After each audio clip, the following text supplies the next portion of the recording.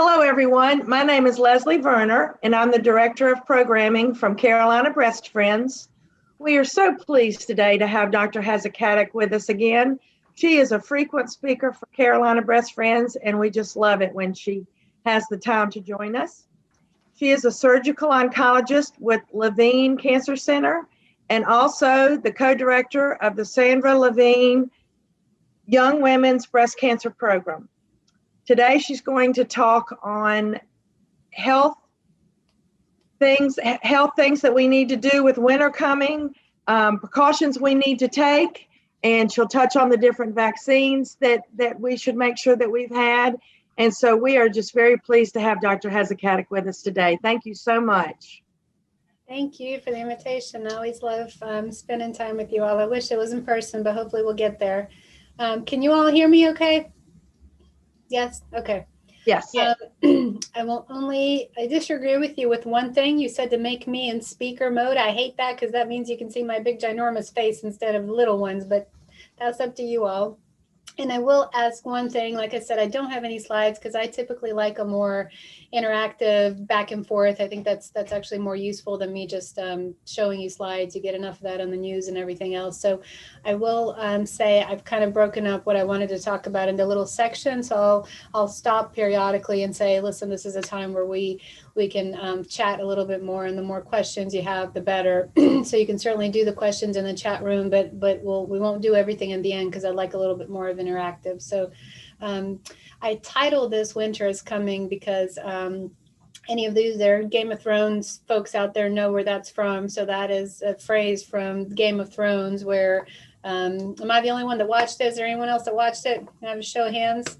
No, I'm the only one. There's a lot of shaking heads. So Game of Thrones was a popular series. I have no idea what a TV show, what network it was on, but it was a show about kind of an old, what year am I thinking of? The kind of the Dark Ages type of historical, not true, but sort of mythical times, but just historical times where there was a dark army coming, and it was a kind of night creatures that were coming to take over the world. And they kept saying a catchphrase, "Winter is coming," which essentially meant the end of the beginning of doom. So given the fact that we have COVID and we have the flu and we have breast cancer and everything else, I thought it was fitting to title this "Winter is Coming," because that's what it seems like everyone's talking about lately, about the doom of all things coming with winter. So hopefully at the end of this, we'll realize that it's not really the case, and that we certainly need to be cautious, but we can still go on and do our normal things. So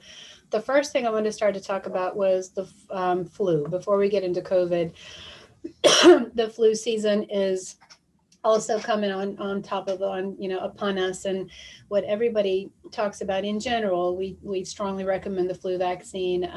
Anybody with breast cancer, we certainly strongly recommend the flu vaccine, just whether you're going through chemotherapy or not, depending on what part of your treatment you are in or how many years you've been out.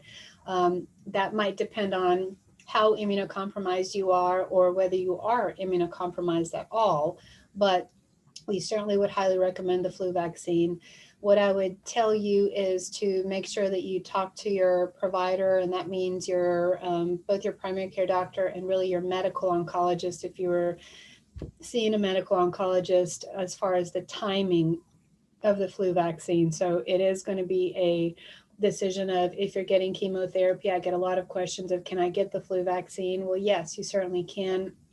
And we definitely want you to get the flu vaccine, but your medical oncologist wants to know when you're going to be getting it and wants to be able to tell you whether you should do it before chemo, day 4, day 6, day 7, so that they know what to attest any symptoms to and kind of what the best chance is that you're not going to have any issues from that vaccine. When that really kind of gets the when aspect. So I think that's an easy one. I think most of us know and are used to getting the flu vaccine. Before I go into talking about COVID, most people are also asking, well, what if, should I get the flu vaccine before the COVID vaccine? Should I get them all at the same time? Should I wait for the COVID vaccine and see what that does first? And the real kind of, to me, quick and dirty and easy answer is I would get your flu vaccine as soon as you can. We're already into flu season, so most of us have already recommended and gotten our flu shot. So you should have already gotten that. If you haven't, I would get that as soon as possible. Any questions about that? That's a pretty easy one, right? The flu is a pretty easy thing. And most of the thing in your family as well. Most people in your family should be getting a flu shot. Kids should be getting flu shot. That is, the recommendation has not changed for years. So let's talk about COVID. So COVID is the next step. And you all know, you hear quite a lot of things on the news about kind of where we are. We are in the second wave, the third wave. You have to be really careful and take all that stuff with a grain of salt, in that the waves and what people determine to be waves and what that means is very different when you mean a hospital level, a regional level, a national level, and then an international level. So from North Carolina level, they keep talking about in the news that we are in the third wave. And when they say that, they mean they have data where they've been tracking since March and February our case loads. So how many cases on a daily basis, and then they convert that into graphs. And so if you look at those charts and those graphs, then technically this is the third peak. And so sure, you would say this could be the third wave. It only means that it's the third peak of cases in North Carolina. That does not mean that it's the third wave. It doesn't mean that it's the third wave in the entire United States. If you look at a global level, China, Italy, most of Europe is going through their second wave now nationally. And so where we are nationally is probably accurate. This is probably our second wave, truthfully, nationally, because we have been behind Europe for a good probably 3 months. And so this is likely our second national wave. So whether you look at local news, national news, all of that stuff, you're going to hear different numbers. And the fact of the matter is, it doesn't matter. What matters is that cases are going up again, and that, what that is a result of is the fact that people have started, again, less social distancing, less wearing masking, because we did really, really well in our local Charlotte regional level. Charlotte did wonderful. Mecklenburg County did wonderful from the standpoint of never really hitting our first wave. So back in March, we were delayed, whereas New York was crumbling. Other places in the United States were crumbling. North Carolina, and particularly Mecklenburg County, did phenomenal in that we were never hit our target. The hospitals were prepared. We did what we needed to do. People listened, people social distanced, people wore masks. And so we never hit capacity. We never had to have issues with having beds outside, tents outside, beds in parking lots. All of those discussions were had and are being had now again, but we'd never had to get to that. And so we did incredibly well. That led to the closure, which obviously in general for us was a good thing for patients, but hit the economy, other things. And so as soon as that opened up, that's where we are now hitting our technical second wave, which is that as the stores opened, as the bars, all of that sort of stuff, we're less social distancing, the holidays, all of that stuff is there. So COVID is now probably going to be, as far as a projected to be worse than what we anticipated for March or April, not just because of COVID, but because of the flu as well, and all of the other kind of colds and sniffles and everything else that you have with winter. So it has nothing really to do with the winter season. It's just that, it's colder time period. You're going to get sniffles. Anyone that has kids is going to be a long winter because, they sniffle all the time. And so depending on what you do, where you work, I know that I have 2 little boys. I have a 5 and a 6-year-old. I'm going to get 450 COVID tests between now and January, I'm sure, because every time that they sniffle, that leads to a sniffle to me, I'm going to have to get COVID tested for the safety of my patients, and I will. But that's really when they say winter is going to be a tough one, it's not designed to cause panic. It just means that we're going to have to be really, really commonsensical about deciding what is bad, what's not. And so if you really have a job that you're going to have to be going in somewhere, you do need to think about it. You need to think about something that if you have a cold, if you have a sniffle, it doesn't mean you have COVID. It doesn't mean you have the flu. It doesn't even mean you have a little cold. You may just have, something that is the wind passed by you and you sneezed. It's okay, but you got to think about, do you need to go in to get tested? How actually do you feel? All of those things, kind of try to be common, use common sense and know that the system as a whole, I'm sure Novant is doing the same thing. Atrium has actually done a phenomenal job at trying to help people triage. So they have virtual hospitals, they have plenty of people available to help tell you, do you need to come in? Do you actually need to get tested? And so all of those things are a whole lot of conversation. So I'm sure majority of the questions are going to be around this, but I'll take a couple of things individually. So one question is, do you need to get tested every time that you have those symptoms? The fact of the matter is, you really don't.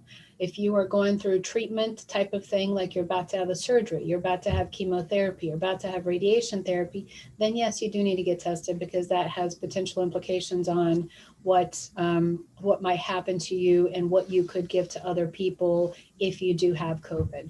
So to break that down even a little bit more, the reason we test for surgery pre-operatively, and people get frustrated with that, is that if you do surgery on somebody who is COVID positive, with the studies and pretty decent studies now, since we've had almost a year now of having data from China, from Italy, from the United States, is there's up to a 30% mortality with surgery on somebody who's COVID positive.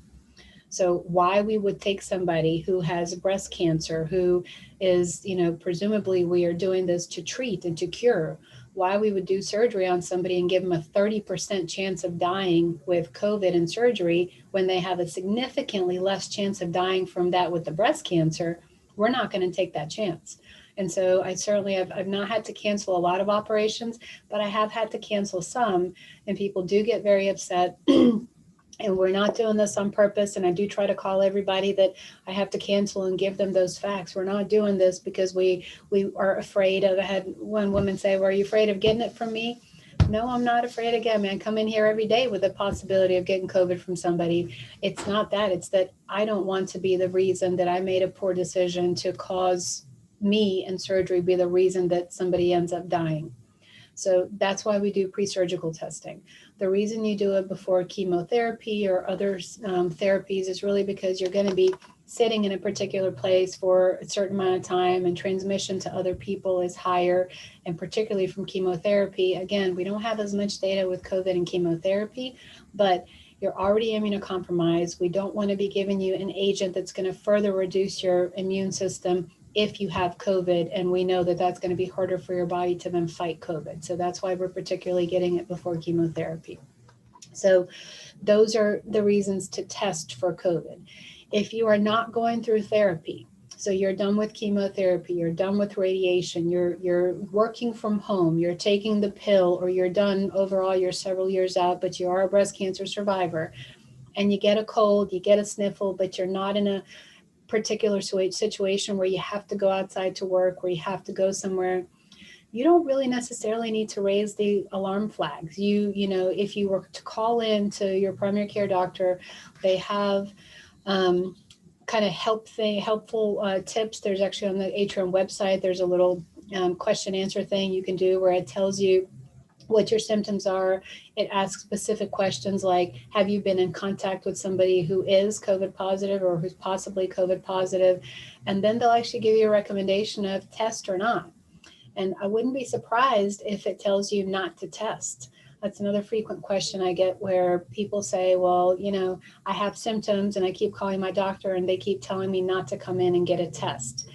Those are very fine kind of decision-making points, and that it's no longer the issue that we don't have tests. That was the issue in March and April.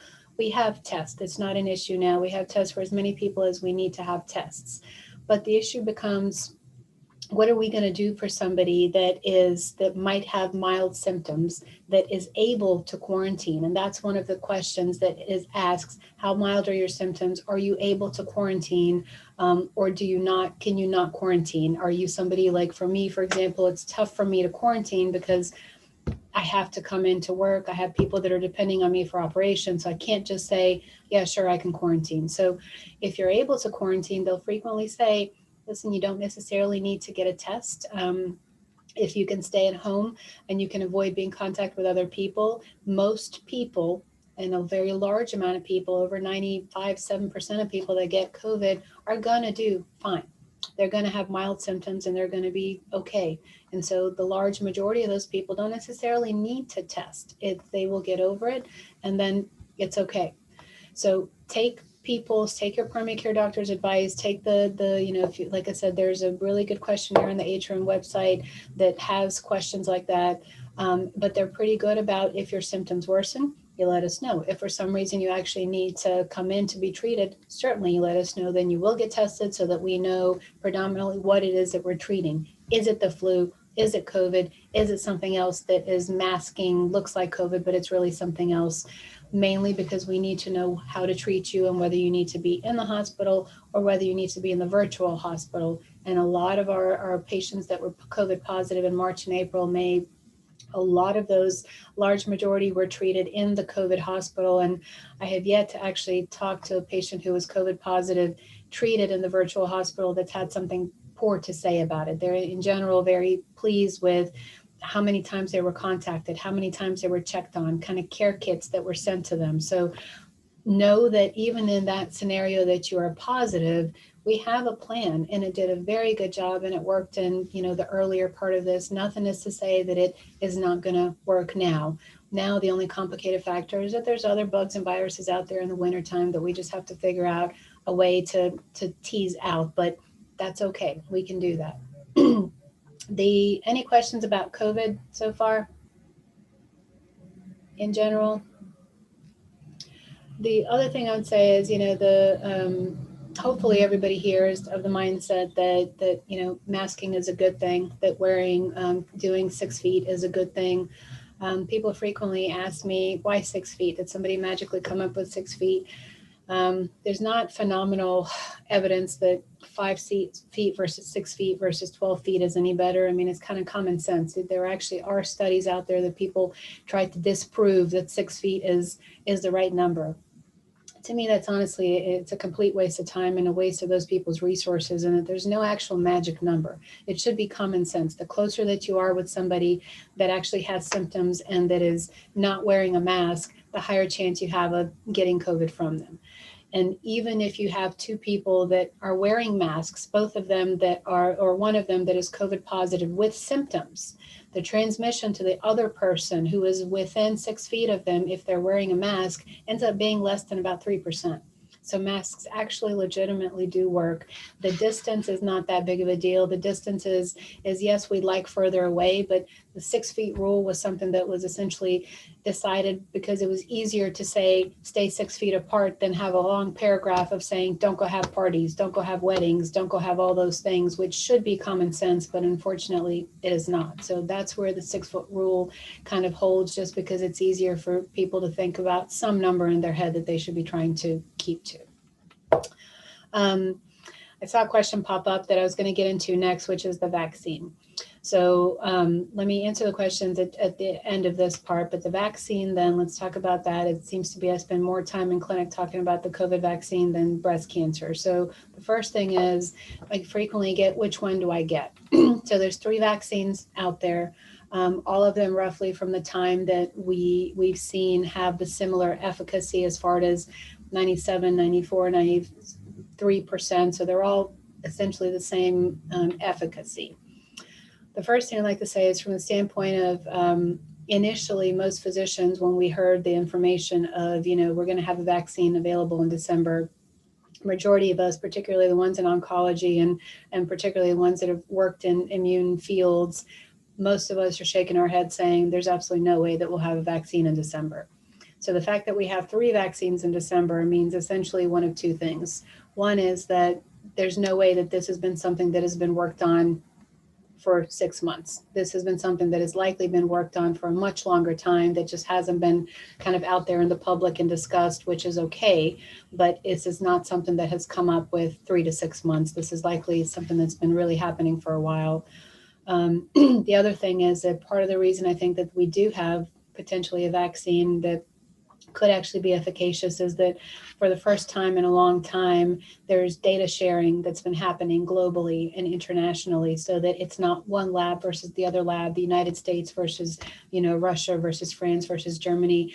This is something that has been a globally pooled effort because of the nature of the pandemic, that they needed to share data. And so because of the shared data and the fact that they likely started working on this longer than they've been telling us, is the fact that we actually have 3 companies that potentially have a really good vaccine. So the answer to which vaccine you should get is unfortunately not one that any of us are going to get to choose. It's whatever vaccine that has been delivered to your city, to your state. How nationally the Centers for Disease Control and the government, how are they going to divide that out is not something that at least is shared on our levels. They're going to divide the vaccines probably based on where the companies are and where they can most likely easiest get them to in a delivery fashion. So which vaccine you get offered is what vaccine you get offered. And I certainly wouldn't say anything about questioning that. There's really nothing that we know that one is better than the other. And again, they're all sharing data. They're all having shared information. So there shouldn't be anything different between them. The question of should I get it? Wholeheartedly, we all think we should get it. They're the who's going to get it first, who's on first, what's on second thing. That's again, we're waiting for guidelines from the Centers of Disease Control. They've already come out and said certain things like the people that first should get it are people that are working in high risk scenarios like nursing homes and nursing home residents that live in those places. That kind of also makes common sense when you think about it. They're going to start dividing out the levels of who should get it first versus second based on the population's hardest hit. So the population's hardest hit from the beginning of COVID have been people over the age of 65, 70, with 70, 75 with comorbidities, cardiac, pulmonary, diabetes, things like that. And so it makes sense from a percent of mortality in those people significantly higher than the mortality in other age groups. So it makes sense that that age group is going to be on the higher end and meaning the first ones to get it. So that's certainly going to be first. Healthcare workers are going to be up there just because we're the ones probably the most exposed. And then after that, it's going to start tallying down. Kids right now are not recommended to get it. I have no intent on giving it to my children for a while. And while the larger population, the older population is getting the COVID vaccine, they are going to try to do some studies on children, not on children, but in lab, in vitro studies and to try to see what the safety is in children. But the children will be the last population to get it because they thankfully so far seem to be the least hardest hit. And so until we have more data for children, I would not consider your physician's pediatrician shouldn't even be offering that. And if you ask that question, they most likely would tell you at this point in time, we're not talking about vaccinating kids. But should anybody else get it? Absolutely. Should patients getting chemotherapy get it? Absolutely. Again, it's more of a question of when you get it, of if you're going through chemotherapy, it's more of a discussion with your medical oncologist. When do you get it? Are you going to get it the day you get your cycle of chemo? No, you're not going to get it then, but they're going to talk to you about what the best time is. You're going to make sure that your white blood cell count is up before you get it. So they will time that, but we most certainly think that you should get it. We do not know where cancer patients are going to be on that list. Like I was saying, on the ranking list of who gets it at what time, we assume that cancer patients are going to be up there. And then you get into even within that of actively treated, and then even within actively treated, chemotherapy first, and then people who are under following those lines. So likely patients who are going into active cancer care are going to be up there. If you're in remission and are several years out, you probably are not going to fall into that category. And you don't need to panic about them saying, hey, listen, I've had cancer 3 years ago, they're not letting me get it on the first lines. I think that's okay. I don't think you need to panic about that. It doesn't mean, you're really not, you're not immunocompromised if you've been that many years out. And so trust the guidelines that are coming out. They really have been very good so far. There's been one thing is what is said on the media and what is construed on social media and the news. It's a whole nother thing on the actual facts and things that have come out and recommendations, which have honestly been quite good. The United States has done very poorly on mortality from not just mortality, but actual incidence of COVID, not because of the guidelines that have come out, but because of the poor adherence to the guidelines. So the guidelines themselves are quite good. So those were my questions really that I was going to hit is which one should you get it and when should you get it? Can we go to the question? I know I saw one pop up. I don't know if I answered it. I can actually see it, sorry. So it says, when the vaccine comes out, is there a certain time I should get it, especially if I'll be doing radiation soon, or does it not matter? So that is, again, it doesn't really matter. Radiation is something that is, I think, would not be an issue with the vaccine. It's more chemotherapy, but it is something, again, that you get your radiation, you talk to the radiation oncologist, you talk to the medical oncologist, and you say, listen, it's out. When should I get it? And you listen to what they tell you. Most of this, though, is going to be driven by the medical oncologist. Somebody asked how far apart are the vaccine shots. I don't actually know that I can intelligently tell you that. The last thing that we heard that they're a couple of weeks apart, but I'm not sure if that's true now. And I don't know if that's true for all three vaccines. Initially, when they brought it out, they said it was kind of like a booster shot that you get, kids, or like a tetanus shot. I don't know if that's still the case now.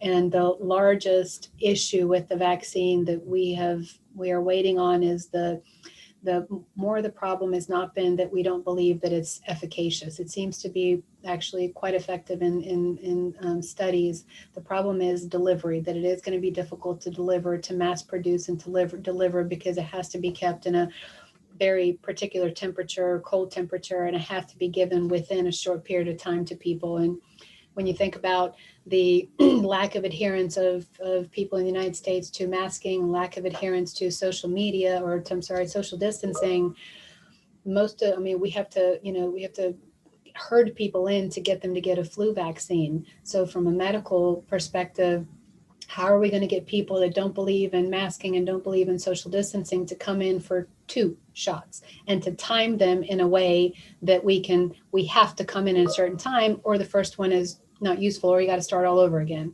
So that's the problem the medical community has with these vaccines, is that it's difficult getting any vaccine in, let alone 2 separate shots, and let alone people get in to actually adhere to that.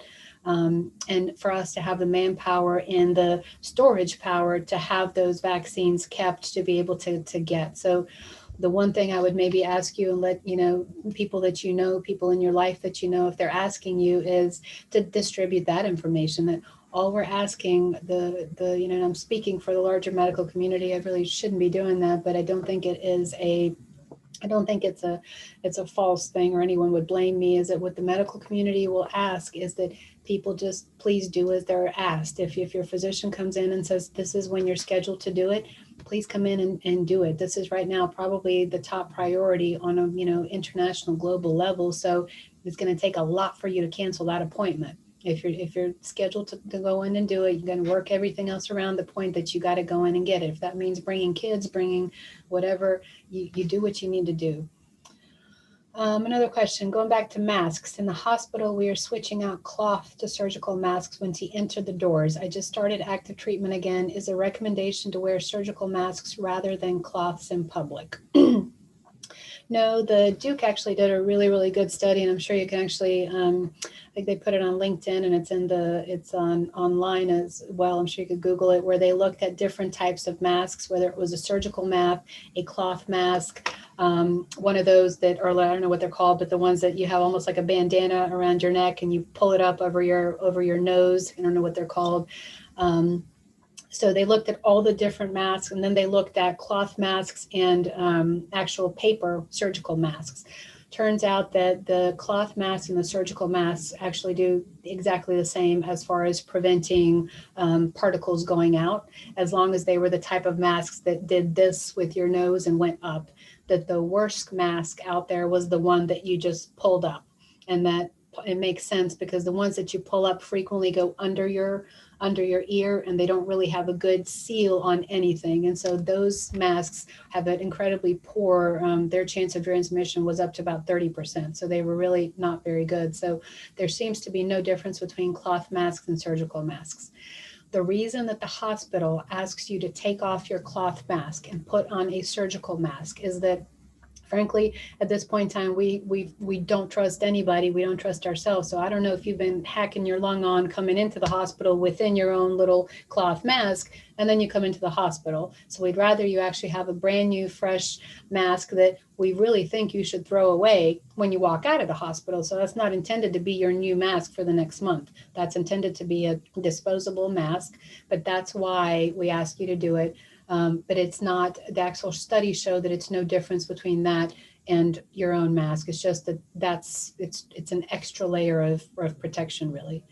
I believe they're called gaiters. You're right, gaiters. Thank you. What else? Question about the COVID vaccine. Is everyone going to get it? No. Dr. Hadzikadic, I have a question for you. There seems to be a lot of discrepancy as to who catches it. My 92-year-old mother-in-law is in a care facility, and she got it, and she was perfectly fine, no symptoms, no anything. My next door neighbor, my parents' next door neighbor, she was exposed to 4 people that had it, directly exposed, all relatives and everything. 75, she didn't get it. It seems that I've heard that it's still kind of mutating.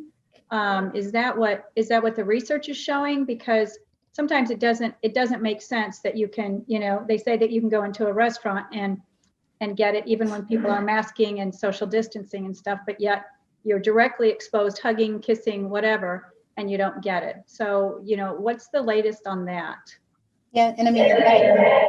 And the end of the day, we don't know. I mean, is it mutating? Yeah, viruses mutate. That's what they do. That's why the flu vaccine is a new vaccine every year, because it's a new flu virus every year. Same thing with COVID. We've already seen COVID has been a different COVID from when it hit China, was a very different COVID than the COVID we see now. You remember all the stuff about ventilators and the pulmonary disease and all of that. That was the primary thing that came out with all of the stuff that came out, that people needed ventilators, that all of that changed within months. All of a sudden it became clear that even when it hit the lungs, ventilators were actually not the best way to treat it, but we didn't know that until we tried to treat it that way. And then now the people that get COVID, very few of them actually tend to get the lung symptoms. Now they tend to be predominantly, you're right, predominantly it's completely asymptomatic. So that most people that come in and we see are COVID positive from our testing are asymptomatic.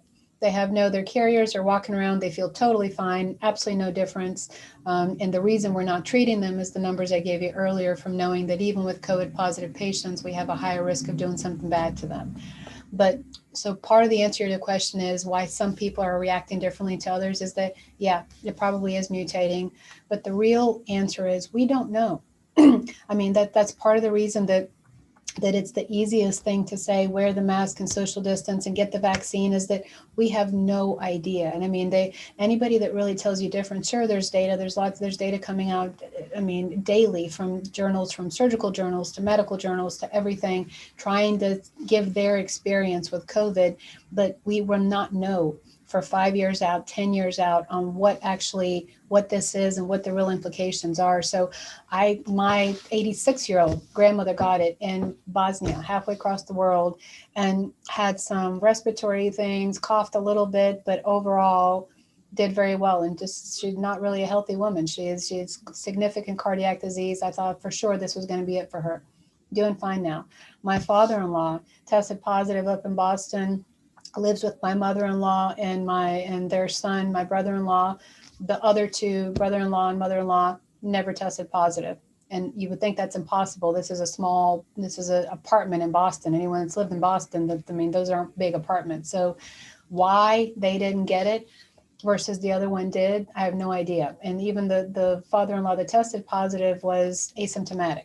So the bottom line is we have no idea. And it's because that we don't have that crystal ball. That's actually the more reason I would tell you to get the vaccine, to wear the mask, because if you could have the crystal ball, if we could have the crystal ball that could tell you who's actually going to get it and be sick, on their deathbed, then we would tell those people to wear masks.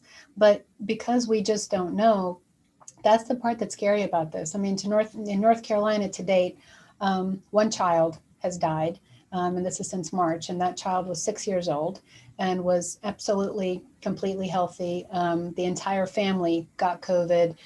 All of them were sick, but not sick. They all ultimately recovered. And the youngest child, which was 6 years old, she died and she had no symptoms whatsoever. So why she died, we don't know. So far, there have been, I think, 3, I may be off on my numbers, but I think 3 college students in North Carolina who've died, also all from no other healthy college kids from the ages of 19 to 20. Why they would have died, don't know. All 3, I think, were relatively mild in symptoms, and ultimately died of things after they were, quote unquote, cleared from COVID, meaning they felt better, they had passed their quarantine period. So the part that's scary about this virus is the unknown, is that it seems to be mutating faster than some of the other viruses. It seems to be learning faster. And so that's really the answer to is I don't know. I don't know why some people do and some people don't. I have asthma myself, so I would technically be considered higher risk because I have asthma. I had bronchitis a lot as a child. So from that standpoint, I was terrified initially of getting COVID because I thought, well, I'm definitely going to be one of the ones on the ventilator. But I don't know, right? I have no idea if, I'm still working here. I never ever, and maybe to my detriment, maybe I should have been one of the first people to call out and say, hey, listen, with all this stuff was happening, I need to be at home because I am considered one of the higher risk people. And I didn't, stupidly. I still signed up to be sent wherever they needed me to go just because this is what I signed up for. This is what, this is just what I do. It may be a stupid thing, and maybe I do need to be doing the virtual stuff like a lot of people did, but I don't know. I don't know. I hope it doesn't hit me. Now I do, selfishly and anecdotally, I feel a little better that the symptoms that people get now are not lung related. So now I kind of feel like, okay, maybe I'm not going to be hit so hard if I get it. Maybe it'll be something else. But that's why I'm scared of this virus, is because of the unknown, honestly. So my next question is, so if it is mutating, how do we know? And they say there's a certain efficacy that seems pretty high with the vaccine. How do we know that the vaccine is going to continue to work if the virus is continuing to mutate? So the same way as the other viruses, that they normally mutate less. The problem is this is actually the point about wearing masks, is that this vaccine or these vaccines are not going to work for a long time if a significant portion of our population continues to not wear masks and continue to let the virus allowed to mutate. Because the way that it mutates, the way that any virus mutates, is when it goes from host to host to host. So it catches different things in one host, figures it out, goes to the next host. So if half of the population in the United States gets the vaccine and the other half of the population do not, and the half of the population that don't do it, don't wear masks and are letting the virus go back and forth with each other, that may be asymptomatic, but they are making it essentially impossible for the vaccine to function, because the vaccine that you got, a month ago may not be the correct vaccine. The virus may have already mutated enough. So you're absolutely right, which is why the push for the masks is such a big deal, that it's useless to do the vaccines that we're talking about doing if a significant part of the population is not going to get them. So we really literally are all in this together. So, it's going to be a lot of money spent in the United States and on these vaccines, and a lot of money distributing that may absolutely, you're right, may not do anything. So we really got to be in this together, or it's not going to work. Thank you. Somebody said, I have one of my family members participating in a COVID trial study. I don't need to be concerned about anything, correct? No. The COVID trial studies, and I'm not sure what you're referring to. There was a study Atrium was doing that was looking at antibodies. That wasn't really a study. It was just testing people for antibodies for COVID. And then there are actually COVID treatment trials. And those are particularly looking at different drugs for giving people who have COVID. That shouldn't be, you shouldn't be able to have any side effects from somebody getting a drug for COVID. Those are immune modulators. They're not going to be something that's going to cause an issue. So no, I don't think that would be an issue. Unless there's any more questions about the COVID and the vaccine, I was going to talk about just briefly, which we've already sort of talked about a little bit, which is breast cancer and COVID in general. So when people say, am I at a higher risk of getting breast cancer or getting COVID because I had breast cancer, or am I immune deficient? You are immune deficient if you're getting chemotherapy. You are immune deficient if you're having surgery. Your immune system is down about a month around surgery. Radiation really doesn't have significant effects on your immune system. So it's really chemotherapy and briefly surgery. So if you're actively going through therapy, then yes, that's why we're testing for COVID. That's why we really tell those people to be careful, wear your mask. We really don't want you on top of everything else to be getting COVID.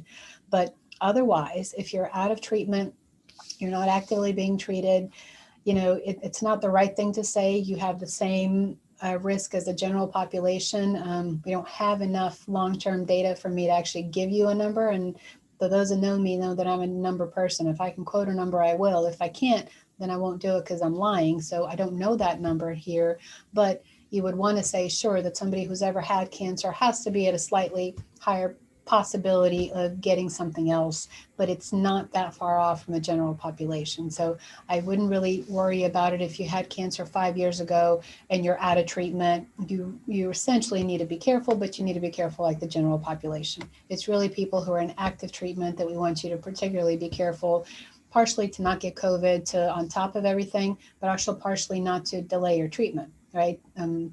There's plenty of women that unfortunately throughout all this have had to delay chemotherapy because they're COVID positive, delay surgery because they're COVID positive, and on top of everything else you're dealing with, right? To have to delay a treatment, that's an extra stress that you don't really want to deal with. That's really all I had. It's almost taken 45 minutes. What other questions? Hopefully this was useful. Oh, it's great. I have a question. Mm-hmm. What about the shingles vaccine and the pneumovax vaccine? How do they fit in? Should you get them in a certain order? Should you get the flu shot first? How do they all fit in? Not really. They're most likely going to tell you when I've talked to the primary care doctors and internal medicine folks, they're not going to give them to you all at the same time, but all of them are fine. There is some pretty good data that the shingles vaccine is a good one past a certain age. And so I have no problem with the shingles vaccine. I've never had shingles. Talking to people that have had shingles say it's absolutely miserable. So, if that's something that just from a pain and standpoint, I would take the risk of the vaccine. And, I don't want to sound like, they want to make it very clear. I don't want to sound like, everybody in the medical community and in general we're pushing vaccines just to push vaccines. I mean, we're very well trained. We've learned vaccines in medical school. A lot of us have had extra training. I worked at the NIH for an extra year working with a melanoma vaccine. I know exactly how difficult it is to make a vaccine, which is why I was one of those people that initially was incredibly apprehensive about them coming out all of a sudden saying we had a vaccine that was 97% efficacious. So I don't want it to come across that we are, or me certainly, pushing a vaccine that, is just to get a vaccine out there. I'm just as cautious as everybody else, which is why my kids aren't getting it. But we do think overall at this point, this is a big deal. This is a pandemic that is not going away. And so if the only thing we have is a vaccine to make it go away on top of us working together, then we have to get behind that and do it cautiously, wholeheartedly. UK, you probably saw the UK was approved using the vaccines prior to the United States. That's one thing I do think the United States is, it should pride itself on. The FDA traditionally is behind Europe by 5 to 7 to sometimes 10 years on approving drugs for treatment, which is why a lot of Americans actually end up going to Europe for treatment for things, because the drugs that are not approved in America are approved in Europe. But the FDA is the FDA for a reason. So they do take their time and they are typically slower. So you do actually want to give them the respect that that's due. And so I don't think that they're going to approve a vaccine, even in the emergency state, if it doesn't pass certain laws. So I do believe that. The other answer to your question, the Pneumovax, all of those things in general, those are tried and true things. That's not a brand new vaccine. That's nothing that is, so I'm completely okay with those. And the same sort of thing with another. If we weren't talking about a pandemic, so let me give you an example of the HPV vaccine. You've all heard about the HPV vaccine, right? So most of us that believe in vaccines, I've never had an issue vaccinating my kids, myself. I wasn't one of the first people in line to get the HPV vaccine. So it's not all vaccines. It's not all of the things that we all are, wholeheartedly pushing, but this is a different scenario. And just to give you an international historical perspective, the Spanish flu was the biggest flu in history, or the worst flu to date in history. And that was 1812 to 1814, I think. So it lasted 2 years and it was 3 different waves. So when we talk, and I don't have the number, but a whole bunch of people died internationally. But when we look at, if that's our worst case scenario, hopefully we're not worse than that. Hopefully we're not setting a new precedent. But if that's the worst case scenario, you have pictures, you can find black and white pictures of people from the Spanish flu that were still wearing masks 2 to 2.5 years out after the pandemic actually broke out. So that means those people wore masks for up to 2.5 years to make it go away. And we in 3 waves, and apparently their 3rd wave was the worst wave as far as mortality. So if on a global standpoint, we are only at the 2nd wave at Europe, and I think this is our 2nd wave, like I said before, in the United States, then you got to prepare this ain't over. This is not long over. Hopefully we're not as bad as the Spanish flu, but if we are, there's a 3rd wave coming and it's not over yet. So if we can get a vaccine and if we can perfect it, at least get it better by that 3rd wave, that would be great. But if you look at where we are in a timeline, there was early data that came out that, China started happening in China before we knew about it in January. There are reports that there were people in Chicago that, quote unquote, had COVID-like symptoms, what they think now was COVID, back in November of 2019. So if that's really the case, we're only in year 1. So, we likely have, if we're going to be something similar to the Spanish flu, we have another year into this before we can talk about potentially thinking that we're out of the woods. So, this is why it's a big deal. This is why it's something we really do need to get behind. Somebody asked if I've had shingles, when should I get the vaccine, or do I need it? To be honest, I don't want to lie, I'm not actually sure. That's probably more of a question from your primary care doctor. I don't know enough about the shingles vaccine to tell you. I do think if you've had shingles, you can get it. I think I've had some patients that have been recommended to get it. A when question is whenever. Again, if you're getting chemotherapy, I would make sure you check with your medical oncologist, but otherwise I don't think you can get it whenever. And then it says, is it recommended to get the Pneumovax even though I'm below the age of 50? The Pneumovax does have an age limit. I, again, won't lie, I don't know what the age limit is, so I would ask your primary care doctor about that. But that's it. Did I? Yeah. You're on mute. Okay, can you hear me now? Yeah. Thank you. So my husband actually was hospitalized last December for all the symptoms that seem to be associated with the COVID. And I accused him of running off to China at some point in time and not telling me. And good for you. Bringing it back. I don't have any evidence of that. But so not being a scientist and not being as smart as I would like to be, how foolproof are the antibody tests? So he went and got tested. He didn't have the antibodies. Is that foolproof? Is it 100% certainty that he didn't have the COVID back when he was hospitalized? He wasn't on a ventilator, but he received breathing treatments around the clock and was just a step below ICU for 5 days. No, I mean, so they're not foolproof, and we know that. I mean, there have been actually, if anything, disappointing as far as how many people. We did a trial of asymptomatic people in the LCI of how many had antibodies, thinking it would be a higher number, presumably patients and staff. It was initially started out pretty consistently at about 3% of people that had antibodies, which is not consistent with the amount of people that were having COVID. And now that number's gone up to about 7%. Again, not even remotely close to consistent. So it's not a perfect test. I don't think it's catching all of those people.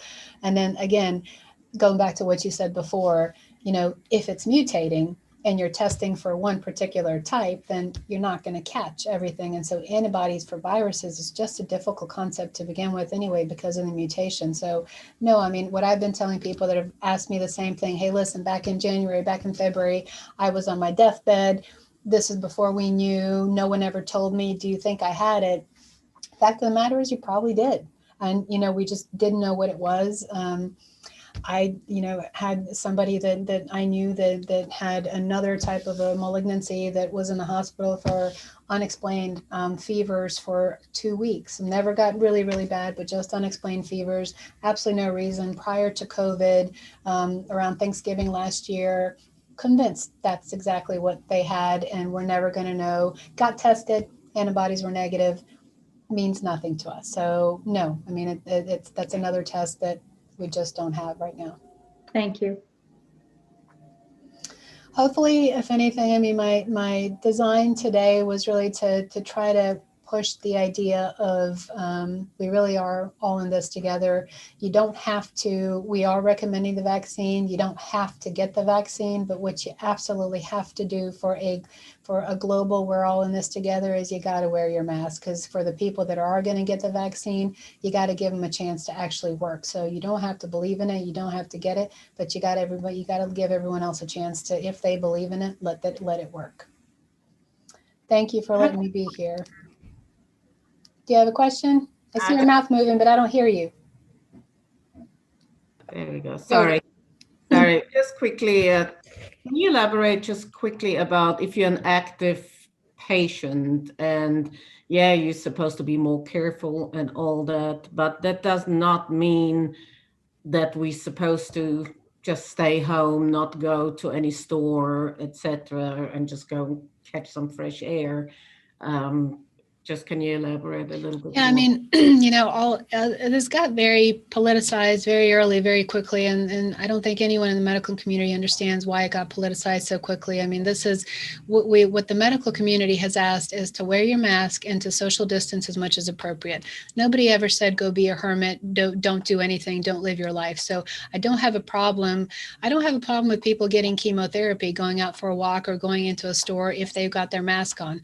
I might recommend they have an N95 on instead of just a regular mask, but I don't have a problem with you living your life. I mean, this isn't, you do what you need to do. I don't think you need to go to a wedding of 250 people. I don't think you need to go hang out in the mall and lick everybody around you. But do I think that, you can kind of sort of, Tammy, you can go lick everyone around you. But you can, you know what I mean? You got to have a little bit of, you have to live life. You have to have a little bit of common sense, because the fact of the matter is that even if you stay home and are a hermit, is it possible that somebody that delivers something to your door is possibly going to get you with it? Yes, it's possible. So because we don't have foolproof antibodies, because we don't have a foolproof vaccine yet, you have to live your life. You're just common sense. So wear your mask. If you're a little bit of a higher risk population, wear 2 masks. Wear a little bit of a higher up mask with a, uncomfortable mask like I wear. But yes, you can go do what you normally, if all of us had done that from the beginning, we wouldn't have had to shut down. We wouldn't have had to hurt the economy. We could have still done everything that we want to do, just intelligently. I mean, that's really all we're asking. So go to the store, do that. I did recently, though, I will tell you just a funny anecdote. I finally agreed to, my husband needed something that he could only get from the mall. I couldn't, I've had drones delivering everything since March and refused to go outside forever. And we finally agreed to go to the mall. So we went to South Park, and I put, 4,000 masks on my kids. And if I could have put a bubble around everybody, I did. But we went, and we were careful with, who we walked around. But my husband said that there was no way he was ever, letting us out in an outing like that after that. He said, you just look like the most neurotic, crazy ninja darting darting back and forth around people and, going for, almost football style dives in front of your children because somebody got too close. So he said, you just ruined the whole thing for me. It's just easier for me to just stay home or not tell you if I'm going to the mall. So it's, practice, be careful, but larger closed areas are areas that worry us a little bit. Thank you. You're welcome. I see a message from somebody personally. Thank you. All right, ladies. Well, thank you very much. If you have any other questions, I'm sure the Pink House knows how to get in hold of me, but hopefully we'll do this again. But in general, I think this physician doctor in the house that you all have is a wonderful thing. I'm sure it's been really, really successful. But